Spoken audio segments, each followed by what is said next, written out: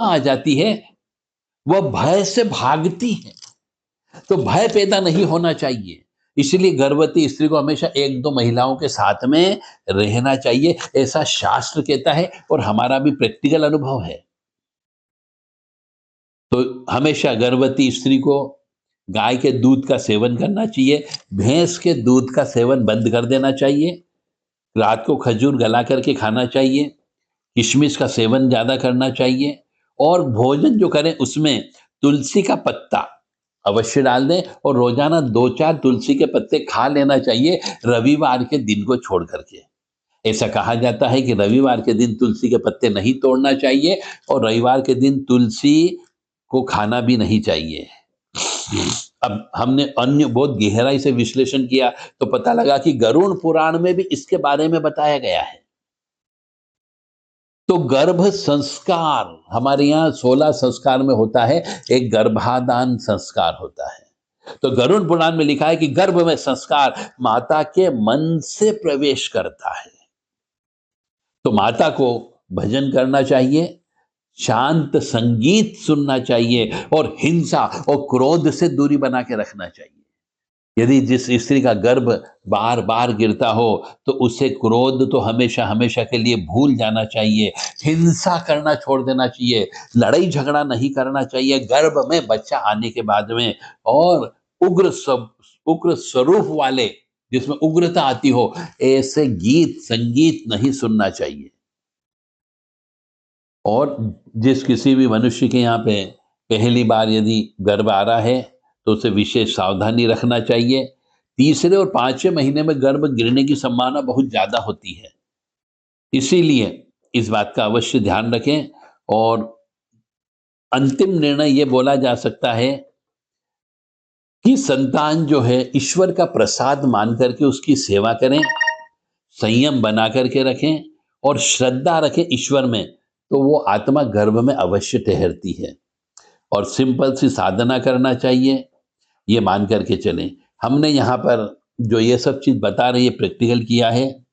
और गर्भ ठहरने का जो समय होता है आज हम उस बारे में भी चर्चा करेंगे, क्योंकि गर्भ के लिए भी हमारे शास्त्र में बहुत वर्णन दिया गया है, परंतु आपने कभी शास्त्र पढ़े नहीं और नहीं कोई आपको ऐसा शास्त्र पे बताने वाला नहीं मिला। तो यदि किसी की कुंडली में शनि पंचम भाव में हो, या राहु पंचम भाव में बैठा हो, या शनि राहु एक साथ बैठा हुआ हो, अमावस्या का जन्म हो, काल सर्प दोष हो तो फिर ऐसी माता बहन का गर्भ बार बार गिरता ही गिरता है, उसको बच्चे का सुख नहीं मिलता है। इसलिए ऐसी जन्म पत्रिका जिसकी हो वह संपर्क कर सकते हैं। गलत समय पे गर्भ धारण करने पर गलत आत्मा आती है, तो गर्भ धारण का भी समय निर्धारित किया गया है हमारे शास्त्रों में कि अच्छी आत्मा गर्भ में कैसे आएगी। या फिर कई बार हम गलत समय पे गर्भ धारण कर लेते हैं तो अस्थिर गर्भ होता है ना, वो गर्भ गिरता ही गिरता है। तो जो गर्भ धारण करने का समय है वो हम हिंदी मास के हिसाब से आपको बताने जा रहे हैं कि मार्गशीर्ष मास, जिसको अघन मास भी कहते हैं, फाल्गुन मास, वैशाख का महीना, ये महीने जो होते हैं ये श्री हरि विष्णु और शक्ति प्रधान हैं। जिनको भी विष्णु जी की साधना करना हो उनको मार्गशीर्ष मास में, फाल्गुन मास में, वैशाख मास में करना चाहिए। शक्ति प्रदान होते हैं, श्री हरि विष्णु जी के महीने कहे जाते हैं, और शनि राहु की बाधा को काटते भी हैं। तो इन महीनों में उपवास रखें, पूजा पाठ करें, धर्म कर्म करें, श्रीमद् भागवत कथा महापुराण का पाठ करें, या करवा लें किसी से, श्रीमद् भागवत गीता का पाठ करें। और पक्ष के हिसाब से चलते हैं तो शुक्ल पक्ष की में करना चाहिए, और विशेषकर पंचमी तिथि हो, सप्तमी तिथि हो और नौमी तिथि हो, इस दिन गर्भ धारण करना चाहिए। तो वह जो आत्मा आएगी वह अच्छी आत्मा आएगी और स्थिर गर्भ रहेगा, गर्भ नहीं गिरेगा। यदि किसी को ये जानकारी चाहिए तो संपर्क कर सकते हैं व्हाट्सएप के माध्यम से 9893128047 और 7987237885 पर संपर्क कर सकते हैं।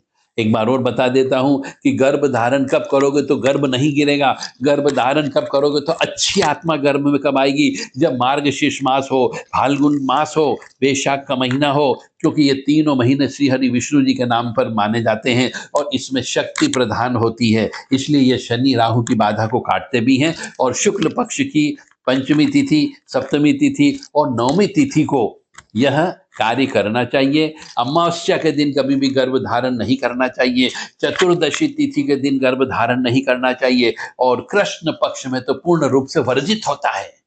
पर हमारे हिंदू धर्म के सनातनी बहुत से भाइयों को, माता बहनों को इसका ज्ञान ही नहीं है। इसलिए गर्भ के अंदर गलत आत्मा आ जाती है, पापी आत्मा आ जाती है, जो माता पिता को कष्ट देकर के परेशान भी करती है।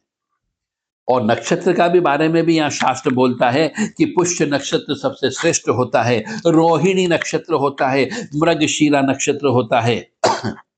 ऐसा गरुड़ पुराण में लिखा हुआ है। क्योंकि आप पुराण पढ़ते नहीं हो और कहते हो कि हमारा गर्भ बार बार गिर रहा है, गलत आत्मा आ गई, गलत बच्चा पैदा हो गया।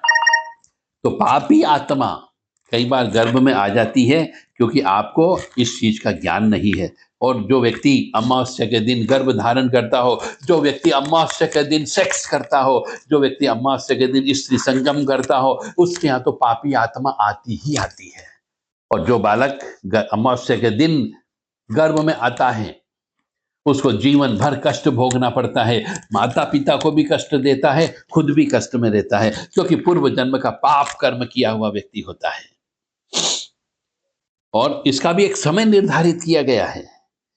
ब्रह्म मुहूर्त के बाद रात्रि, या तो ब्रह्म मुहूर्त के बाद में करना चाहिए या फिर रात्रि में 9 से 11 के बीच में गर्भ धारण करना चाहिए। अत्यधिक रात्रि नहीं होनी चाहिए। 11 के बाद में, रात्रि 11 के बाद में आसुरी प्रवृत्ति वाली आत्माओं का विचरण होता है, वह गर्भ में आती है।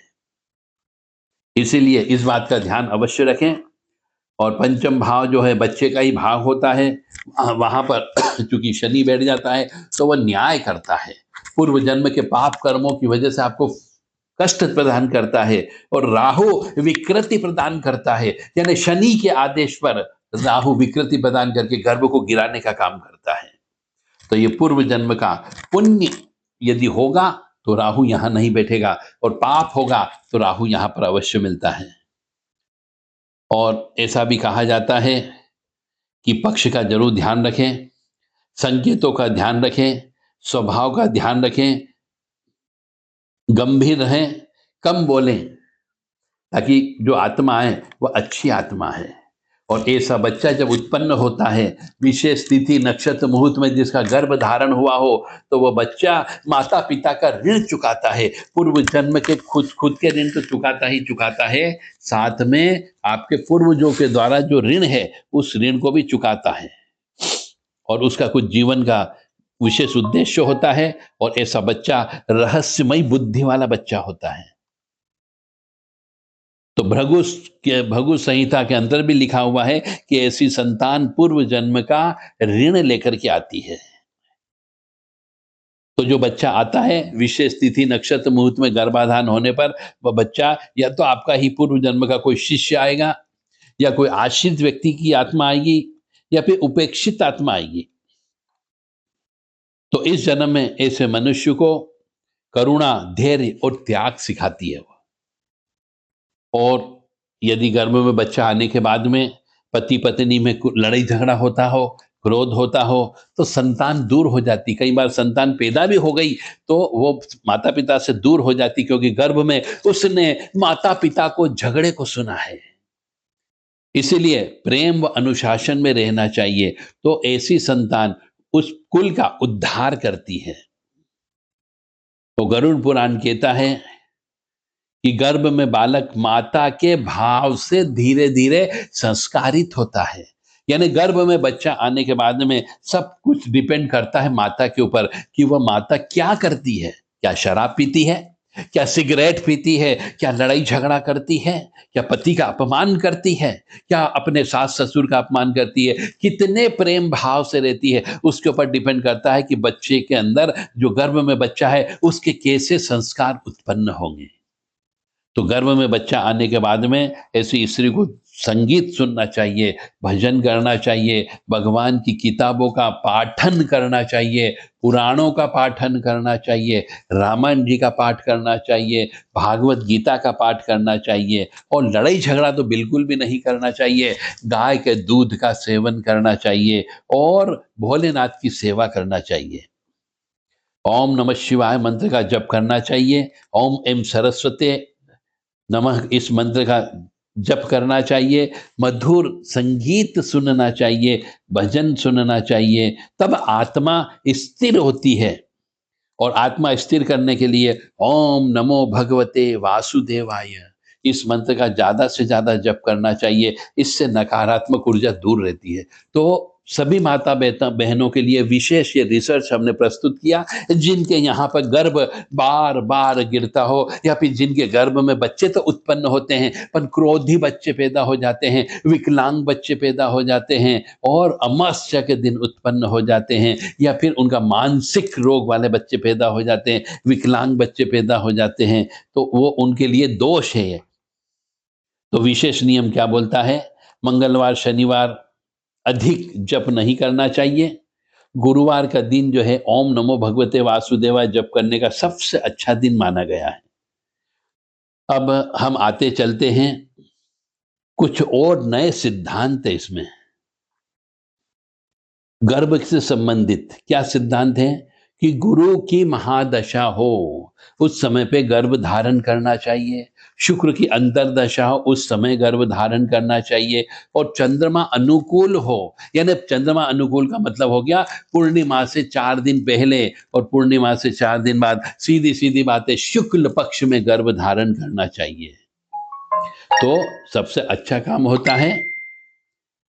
गर्भ से संबंधित और भी जानकारी हम आपको आगे देने जा रहे हैं, पेशेंस रख करके आप सुनते जाएं। गर्भ में केवल इच्छा, दबाव या भय से ठहरेगा तो आत्मा स्थिर नहीं होगी।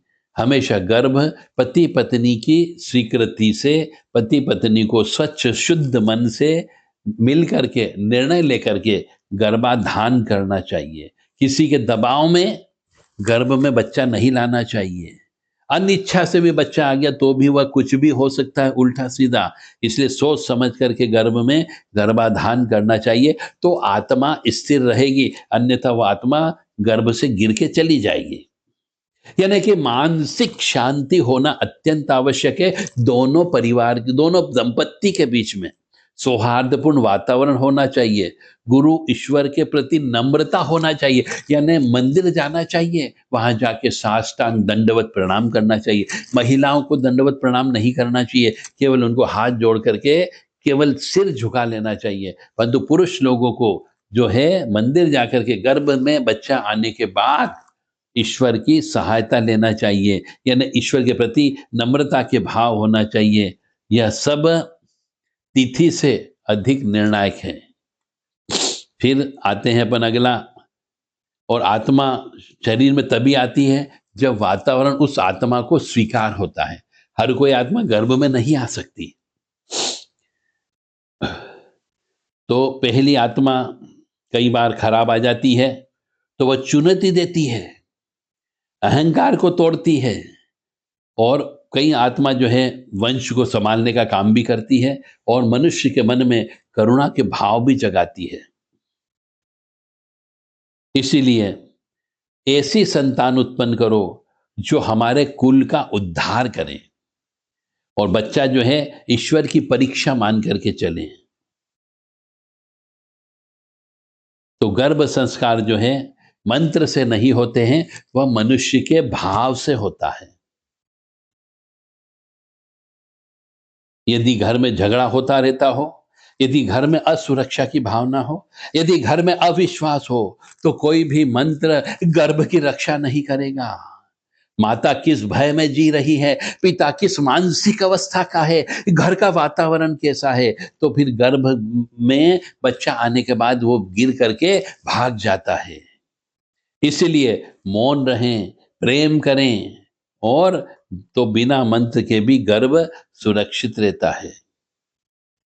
तो ये पूरा खेल माता के ऊपर डिपेंड करता है कि माता अपना आचार विचार व्यवहार कैसा रखती है उस पर डिपेंड करता है। अब हम आते गर्भ से संबंधित, जो गर्भ में चेतना आती है, जो आत्मा आती है, वह आत्मा पुण्य आत्मा है कि पापी आत्मा है।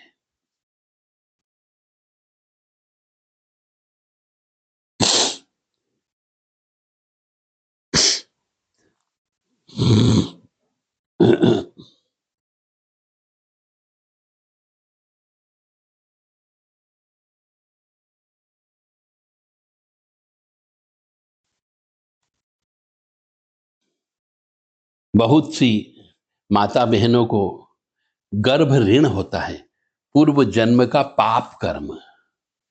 किसी भी स्त्री को यदि होता है तो पूर्व जन्म में गर्भ में किसी कन्या की हत्या करके आए हैं या बच्चे की हत्या की है, ऐसा यदि होता है तो उस कंडीशन में ऐसी स्त्री को कुमारी पूजन करना चाहिए। हर महीने शुक्ल पक्ष की अष्टमी के दिन या शुक्ल पक्ष की नवमी के दिन कुमारी पूजन करना चाहिए, कुमारी साधना करना चाहिए, दुर्गा सप्तशती का अनुष्ठान करना चाहिए, माँ चामुंडा चंडी का अनुष्ठान करना चाहिए और भैरव जी का अनुष्ठान करना चाहिए। किसी भी देवी जी मंदिर में रोजाना जाकर के दीपक लगाना चाहिए, तो गर्भ ऋण से मुक्ति प्राप्त हो सकती है। कई बार पितरों की वजह से भी गर्भ में बच्चा नहीं आता है, या आता है तो पितरों की वजह से, पितृ दोष की वजह से गर्भ में बच्चा गिर जाता है। तो इसलिए ये भी आपको पता करवाना पड़ेगा कि क्या गर्भ का ऋण था, पूर्व जन्म का पाप कर्म था, क्योंकि कोई तांत्रिक विद्या हो गई, या फिर कोई कलवा वीर लग गया, या फिर पूर्व जन्म का पितृ का ऋण है, या पितृ कोई अशांत है, तो उसको शांत करने के लिए अमावस्या के दिन हरिद्वार जाना चाहिए, या फिर घर पर भी करें, पितरों का स्मरण करें। ओम पितृदेवाय नमः ये मंत्र 1008 बार बोलना चाहिए, और तांबे के लोटे में जल और काले तिल देकर के पितरों का स्मरण करके पीपल के वृक्ष में डालना चाहिए, कौओं को भोजन कराना चाहिए। ओम देवताभ्य पितृभ्य महायोगिभ्य एव च नमः स्वधाय स्वाहाय नित्यमेव नमो नमः। इस मंत्र का भी जप 108 बार हर अमावस्या के दिन करना चाहिए, तो पितरों की शांति होती है, पितृ ऋण कम होता है। स्कंद पुराण में भी कहा गया है कि यदि किसी का जन्म मघा नक्षत्र में जन्म हुआ हो तो ऐसे व्यक्ति पितृ ऋण से युक्त होते हैं। तो आप अपनी पत्रिका उठा करके देखो कि पंचम भाव क्या बोलता है, और मघा नक्षत्र है या नहीं है। गुरु ऋण भी होता है, उसकी वजह से भी बच्चे गर्भ में नहीं आते हैं, और आते हैं तो गिर जाते हैं। तो गुरु ऋण की भी शांति करना होगी, गुरु ऋण भी आपको उतारना होगा। तो किसी भी गुरुवार के दिन पीले वस्त्र का दान करो, पीले वस्त्र पहनो, केले के पेड़ की पूजा करो। गुरु महाराज यदि आपने नहीं बनाए तो गुरु बनाओ, गुरु के चित्र के सामने दीपक जलाओ। ओम ब्रह्म बृहस्पते नमः इस मंत्र के 1008 जाप करें गुरुवार के दिन। और गुरु या फिर कोई मंदिर में सेवा करने वाला कोई भी व्यक्ति हो, ब्राह्मण हो, बुजुर्ग हो, उसको बुला करके 6 प्रकार का खाना खिलाइए।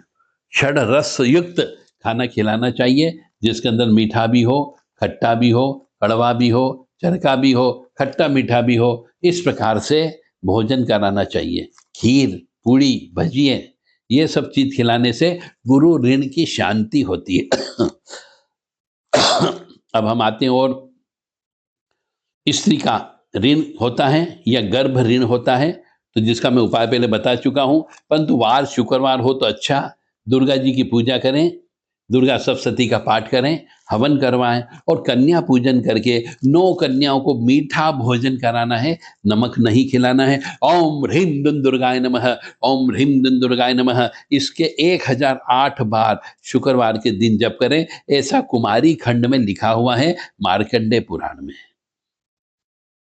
और कई बार कई और अन्य कारण भी होते हैं जिसकी वजह से गर्भ गिरते रहता है।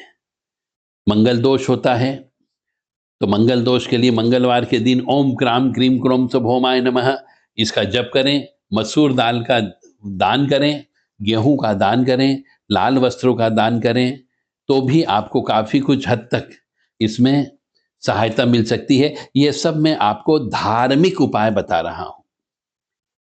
नवरात्रि में साधना करो, मानसिक साधना करना चाहिए, लक्ष्मी जी की साधना करना चाहिए, भैरव जी के मंत्रों का जप करना चाहिए। तो जीवन के अंदर स्त्री के घर में यदि बच्चा आएगा तो बच्चा बिल्कुल नहीं गिरेगा। फिर भी यदि आपको सपने में बच्चे नजर आते हो, दूध मुँह बच्चे नजर आते हो, तो कलवा वीर मान करके चलें या फिर खब्बीस मान करके चलें, जो गर्भ में बच्चे को खाने का काम करता है। आप चाहें तो आप हमसे उनका निवारण आप करवा सकते हैं। खुद आप निवारण नहीं कर पाएंगे, क्योंकि यह सब तांत्रिक बाधा है, ऊपरी बाधा है।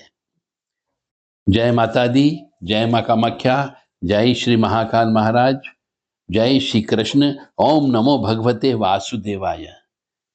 देव राधा ट्रस्ट सत्यवाणी चैनल की तरफ से आपसे सभी से प्रार्थना है कि यदि किसी के यहाँ बच्चे नहीं हो रहे हों, किसी के यहाँ गर्भ बार बार गिर रहा हो, तो आप उनको हमारे बारे में बता सकते हो। निश्चित तौर से हर पूर्व जन्म के पाप कर्म का प्रायश्चित है, वो प्रायश्चित कर्म पूरा करेंगे और जो चीज लगी हुई है कोई अदृश्य शक्ति, तो उसको दूर करके उनके गर्भ में उचित समय पे गर्भाधान करा करके बच्चे को उत्पन्न किया जा सकता है। माँ भगवती जगत जननी आप सबके परिवार को फलाए दूधो नाव पूतो फलों वाली स्थिति आपके यहाँ पे हो, ऐसी कामना हम माँ भगवती जगत जननी से करते हैं। योनि मात्र शरीराय कुंजवासिनी कामदा रजस्वला महातेजा कामाक्षी ध्यायताम सदा काम प्रिया कामरता कामा काम स्वरूपिणी कामिनी कामिनी काम्या कामुका कामचारिणी काम बीज सदा काम पीठ निवासिनी कामदा कामहा काली कपाली करालिका या देवी सर्वभूतेषु शक्ति रूपेण संस्थिता नमस्तस्यै नमस्तस्यै नमस्तस्यै नमो नमः। एक बार और नंबर बोल देता हूँ, 7987237885, 9893128047, दोनों पे व्हाट्सएप नंबर चलता है। व्हाट्सएप से आप संपर्क कर सकते हैं, उचित जानकारी ले सकते हैं और अपने वंश की वृद्धि करवा सकते हैं। जय माता दी। ओम नमो भगवते वासुदेवाय।